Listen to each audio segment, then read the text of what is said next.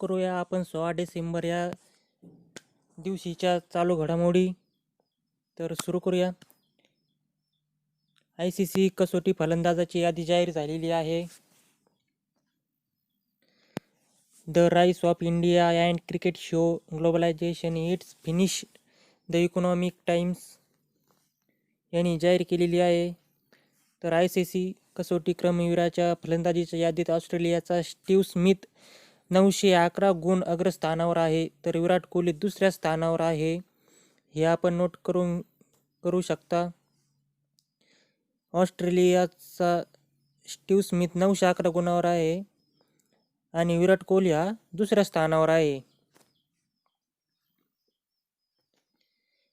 न्यूझीलंडचा कर्णधार नेकन विल्यमसनची तिसऱ्या स्थानावर घसरण झाली आहे. त्यानंतर ऑस्ट्रेलियाचा युवा फलंदाज मार्नस लुपशेन, पाकिस्तानचा बाबर आझम आणि दुखापतग्रस्त डेव्हिड वॉर्नर हे अनुक्रमे 4थ्या, 5व्या आणि 6व्या स्थानावर आहेत.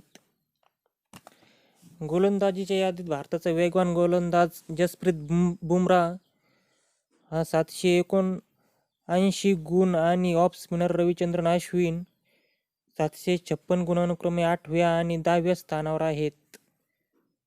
तर हे नोट डाऊन करू शकता आपण.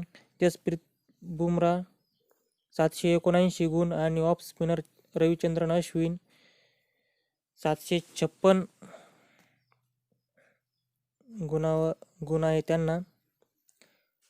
ऑस्ट्रेलियाचा वेगवान गोलंदाज पॅट कमिन्स 904 गुणांसह अग्रस्थानावर आहे.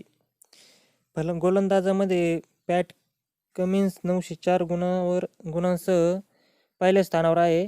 अष्टपैलू खेळाडूसह यादीत रवींद्र जडेजा आणि तिसऱ्या आणि अश्विन 6व्या स्थानावर आहेत. अष्टपैलू यादीमध्ये रवींद्र जडेजा तिसऱ्या स्थानावर आहे आणि अश्विन 6व्या स्थानावर आहे.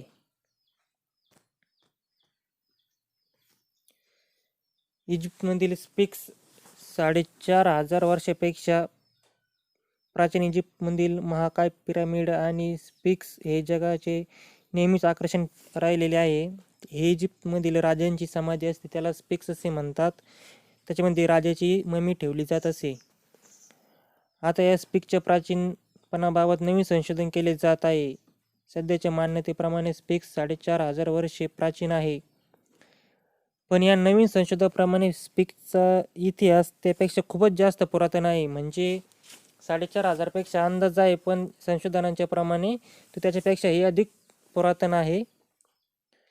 इजिप्तमधील गिझा शहरात असलेली स्फिंक्स ही सिंहाचे शरीर आणि मानवी चेहरा असलेली एक महाकाय आकृती आहे. नाईल नदीच्या पश्चिम किनाऱ्यावर असलेली ही आकृती पिरॅमिडच्या रक्षणासाठी बनवण्यात आल्याची मान्यता आहे. तर ही जी आकृती आहे ती पिरॅमिडच्या रक्षणासाठी बनवण्यात आलेली आहे. कशाची? तर मानवी चेहरा असलेली आणि सिंहाचा शरीर असलेली, अशा प्रकारे ती पिरॅमिडच्या रक्षणासाठी बनवण्यात आलेली मूर्ती आहे नाईल नदीच्या ठिकाणी. लेखक आणि संशोधन NXT यांनी दिलेल्या माहितीप्रमाणे स्फिंक्सचे वय IS पूर्व 10,000 पेक्षा जास्त असावे. प्रख्यात संशोधक RA शॉलर डी लुबिक्स यांचा हवाला देऊन NXT यांनी ही माहिती प्रसिद्ध केली आहे. इजिप्तमध्ये पडणाऱ्या पावसाचा अंदाज घेऊन आणि त्यांचा या स्फिंक्सवर होणारा परिणाम लक्षात घेऊन हे वय ठरवण्यात आले आहे. तर कशाचा? पावसाचा अंदाज घेऊन हे त्याचे वय ठरवण्यात आलेले आहे पिरॅमिडचे. पाण्यामुळे सध्या ज्या खुणा तयार झाल्या आहेत त्या गेल्या 5000 वर्षात तयार झाल्या असल्याची शक्यता नाही. त्यामुळे ह्या खुणा त्यापूर्वी तयार झाल्या असून तो कालावधी 10,000 वर्षाचा असू शकतो. म्हणजे 4500 वर्षापासून त्यांचे वय नसून ते 10,000 वर्षाचा असू शकतो, असे संशोधकाचे मत आहे. तर बघूया next question. India post payment बँकचे डाक पे डिजिटल पेमेंट ॲप लॉन्च झाले आहे.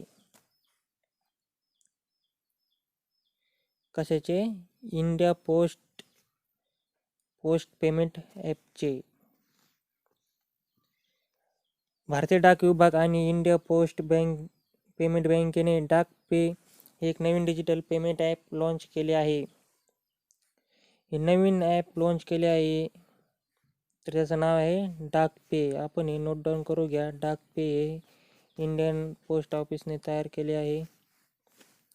कोविड-19 महामारीच्या विरुद्धच्या लढाई दरम्यान इंडिया पोस्ट पेमेंट बँकने केलेल्या कामाचे तसेच India post payment bank launch झाल्यापासून 2 वर्षापेक्षा कमी कालावधीत 3 कोटी खात्यांचा टप्पा गाठला आहे. तर कोविडच्या कालावधीमध्ये 3 कोटी खात्यांचा टप्पा या पोस्ट पेमेंट बँकने गाठलेला आहे.